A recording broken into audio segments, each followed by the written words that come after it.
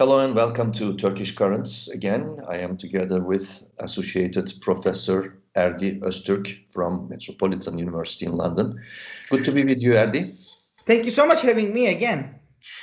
Yes, let's continue this conversation, going deeper into the Turkish story and identity issues and the current politics, where it's taking Turkey. Of course, the latest factor, maybe a game changer, maybe not, but it's still there as a developing story, the Israel story, the Jerusalem unrest, now spilling over to Gaza, perhaps as my conversation with Louis Fishman yesterday gave some signals about maybe a civil war of unprecedented scale. Let's see.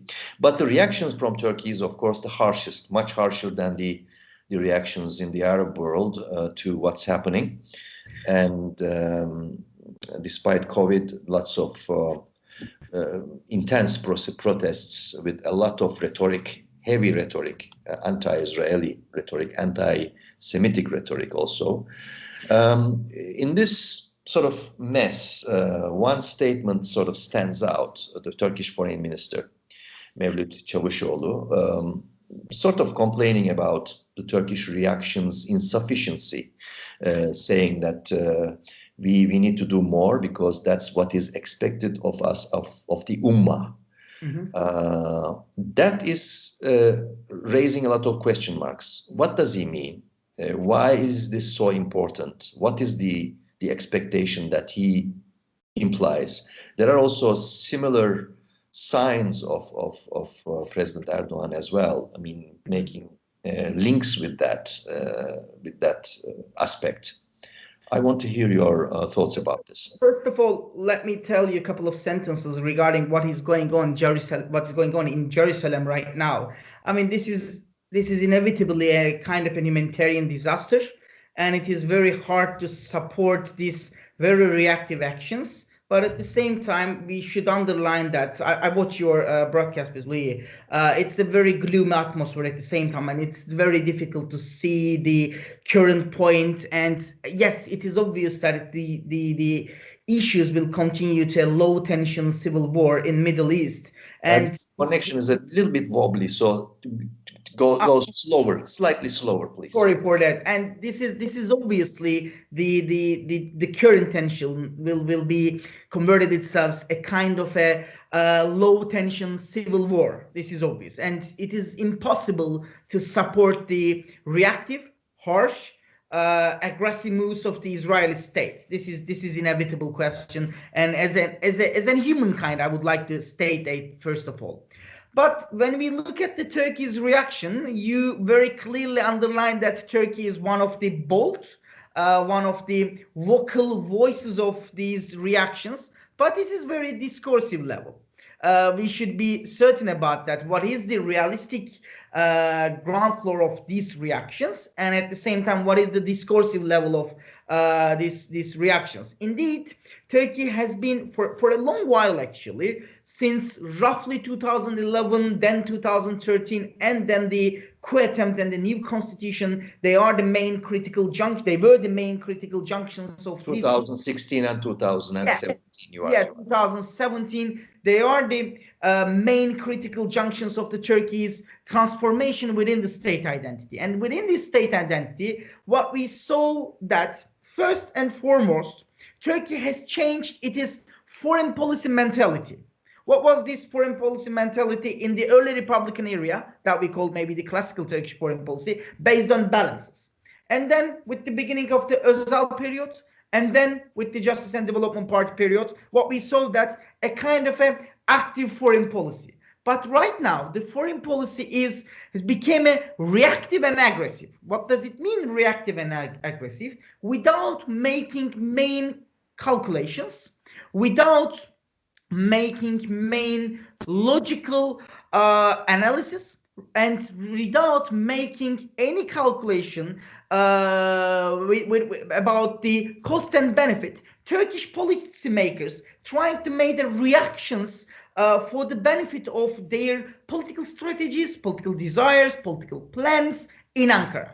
Mm-hmm. I mean, I will come to the Islamic point, but this kind of a reaction, this kind of a, I would hesitate to use it as a populist reactions, because I watched your broadcast with Professor Erdi. This is, I mean, in Turkey, and most of the Turkish or Turkey-oriented or Turkey experts, Turkish scholars, been using that populism in every single occasion. But populism is something different in terms in the textbook definition. These are not very populist discourses. These are very reactive discourses. This is why Ankara has been doing that. There is a logic behind this reactive and aggressive foreign policy.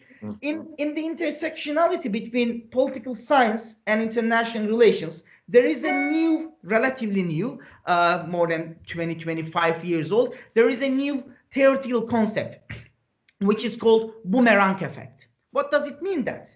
You are, well, like within the new, very past and globalized world, you've been using some discourses, you've been using some different and short-term policy implementations, and they're in your capital, in your country, and you aim to get, as a country, you aim to get a positive or beneficial reactions from your diaspora, your socio-political hinterland, and your foreign allies. And this boomerang travel outside your territories, and then you get that boomerang and use for the benefit of your political purposes. In this regard, Turkey, as if showing itself as the leader of the global ummah, only defender, protector, warrior of the global ummah, it has been giving some messages. First of all, the diaspora Turks. Secondly, minority diaspora Muslims all around the world. But on top of that, and much more importantly, been giving some important messages and try to consolidate its supporter, which has been, I defined this as a converted new population in Turkey under the new policies of the ethno-nationalist Sunnification of the AKP. So when we speak about the Ummah, we identify Ummah as a sort of a blend of Sunni, Muslims. Mostly Sunni, but nationalist, conservative. Mostly Sunni, nationalist, on theory, on the paper, devoted Muslims all around the world. I mean, we know that there has been a competition, rivalry between some historical and important Muslim majority countries regarding who's going to be the leader of the global ummah.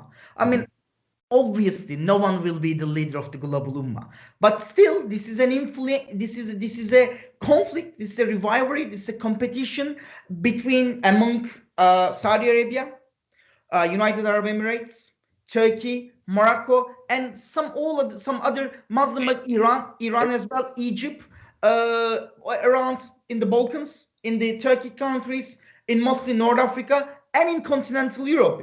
Right now in your country, for example, France is one of the main battlefields regarding that. All indeed, these are the messages to these countries, but at the same time, the weight of the majority of this propaganda-based arrow is the people, is the citizens, voters in Turkey, because showing itself as the main defender, protector of the global ummah also shows that still the current Turkish government, spokespersons, representative, and on top of that, President Erdoğan as the indisputable leader of this holy war is Recep Tayyip Erdoğan, and he is. When you mean holy war, you mean jihad or But I mean, jihad is ideological battle. Yeah, in battle within the religious area, because what we know that jihad still in the Quran, it's something different. In our daily life, it is very different. But it is a holy war, particularly on their mind. And within these circumstances, they will try to get benefit votes within the domestic political area, because what we know that Turkish economy is in a terrible condition. It is in a very difficult condition. What we know that in the foreign policy, Turkey has been doing many different vertical and horizontal and multi-layered mistakes. It is so difficult. But at the same time, Turkey has been a country in the show-off stage, been trying to trying to present itself as a kind of a negotiator country at the same time, like rapprochements with Egypt, maybe Saudi Arabia, so on and so forth. We don't know what will happen at the end of these processes, but still a little of ambivalence in Turkish foreign policy. And what we know that there are very different and powerful presidential candidates against Erdogan. So they need to create a new discourses, and the Jerusalem, the Palestine issue is one of the main backbones of the Islamic world, is one of the main resources, legitimate resources regarding who is protecting Muslims. We talked with you before our broadcast. We know some statistics, for example. Yes, economy is very important on the decisions of the voting preferences of the individuals. Yes, identity is very important. Their welfare, security is very important, but particularly in the conditions of Turkey, still religion and particularly ethno-nationalist religious reactions is very important. Therefore, current regime, current government constantly trying to refresh, enforce, and enrich its vocal capacity while using Islam in a discursive level, starting from Ankara and turning it all around the world and getting as a kind of a vote-based benefit in Ankara. This is the main situation, and like we should be rational. We should be clever about that. In the current circumstances, in the global order, for Turkey, it is so difficult. I'm not saying that it's impossible, but it is so difficult for Turkey to give a real reaction to Israel. Yes, maybe Erdogan will make another Davos scenario. It might be possible. Maybe we will see and we will read different kind of harsh reactions. But all of these are not for the purpose of to get one more point in an international area. We are far beyond that level. It is all to get some benefits within the domestic politics area. Speaking about Erdogan's reactions and also the scheme of behavior as the conflict widened, he did speak with the leadership of Jordan. And a couple of other countries like Malaysia, etc. But on state-to-state level between Arab world and Turkey, it's been scarce, rather scarce, the relations or contacts. But the way Erdogan, as usual, in his usual self, addresses the issue, again, perhaps gives a signal to us about his continued ambitions to be a caliph. And maybe he's hoping to drive a wider wedge between sort of discontented Arab grassroots, vis-a-vis what's happening in Israel to Palestinians, and sort of, restraint that some major Arab states still show regarding the conflict. Is that a realistic scenario from the perspective of Erdogan to one day become and declare himself as a caliph? If you don't mind, I would like to say something very controversial. Being a caliph within the new millennium, within this age, is a very unrealistic thing. It's a pipe dream.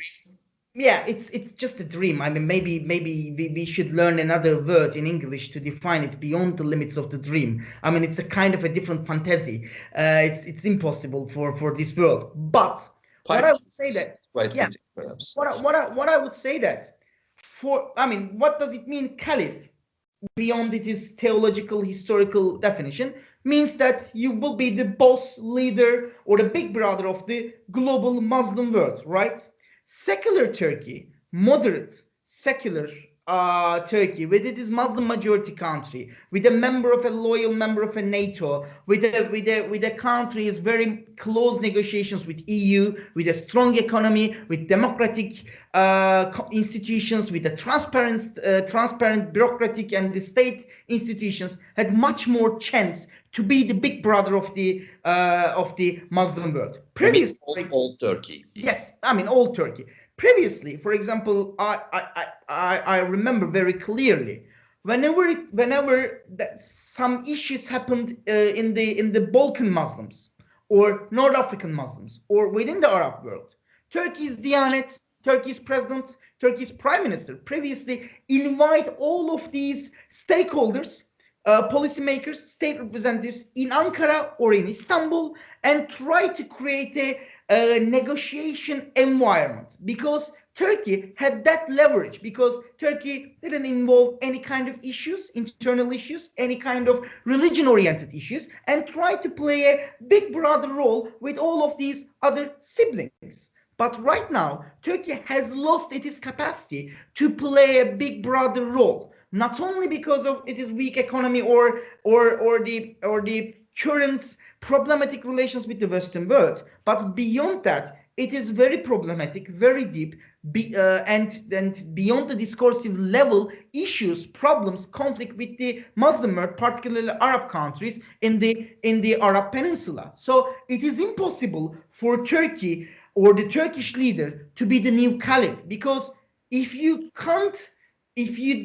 are not eligible to sit the other stakeholders on the same table, you can't serve the meal. So if you would like to serve the meal, first of all of the stakeholders should accept your invitation, but you don't have capacity, leverage, or no one will give you that role to invite them, invite the others to your house, to your home country. So, I mean, I can imagine that in the mind of the Turkey's current policymakers, they saw themselves whenever they get much more reactive, much more bold, aggressive, or protect the Muslims more widely, or more loudly, they thought that they would be the main patron, they would be the main boss of this world. I'm hesitating to use the word of caliph because it's unrealistic, but with these reactions, they've been losing their historical leverages. So I think this is not a right way for Turkey. But we should keep in our mind,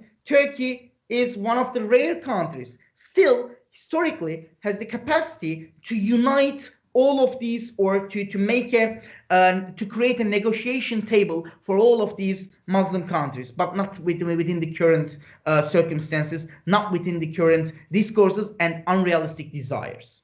So it may be a little bit too late to consider a comeback to this role. Maybe one might restore all of these these very damaged relations in the future, but this person, this individual, or this political group needs to make too much effort to restore all of these damaged issues. And for the current regime, I think it's too late, because they lost lots of credit and it's impossible to come back from that part of the road.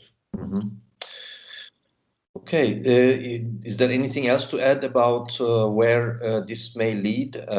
This conflict, the Israeli conflict, the Israeli-Palestinian conflict, may place Turkey with it in terms of its search for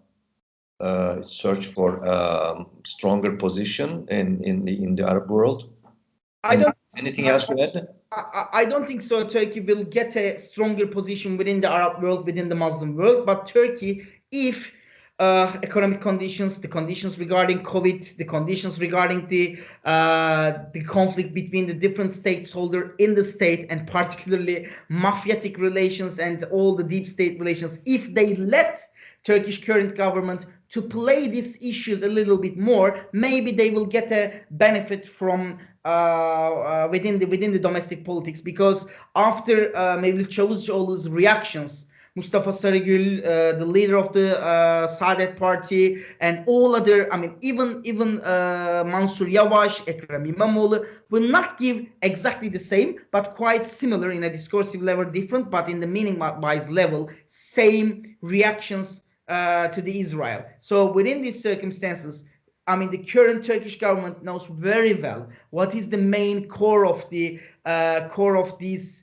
society: nationalism and very banalistic Turkic understanding of Islam. So they will try to took these holds to keep their vote percentages. So for the foreign policy, I don't see any benefit, but for the domestic politics, maybe. Some observers think that this radicalization, triggered by the Israeli-Palestinian conflict, may, at the end of the day, again serve for the consolidation of power of Erdoğan and Bahçeli at the end of the day, as they analyze. I'm not 100% sure, but I'm very close to be 100% sure for this analysis. Mm-hmm. Thank you, Erdi Öztürk, Associated Professor with London Metropolitan University. The Turkish currents, these currents are very, very strong now because of the wobbly situation in the Middle East, in the region. And we will continue this conversation, Erdi, in the coming days, coming weeks. Thank you for that. My pleasure.